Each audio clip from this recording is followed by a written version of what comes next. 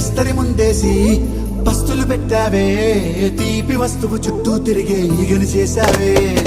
చీచీ సిగ్గలేని మొగుడు కారండాయ్ గుయ్ గుయ్ గుయ్ గుయ్ అంటూ మీదికి రాకుండా గంపెడి పిల్లలతో ఇంటిని నింపావే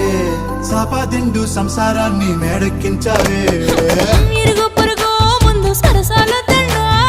రాకెట్టి పడుకోరే కుక్కలాగా మీ వాళ్ళు ఏం చేస్తాం ఎక్కేస్తాం ఇట్టాగే డాబాలు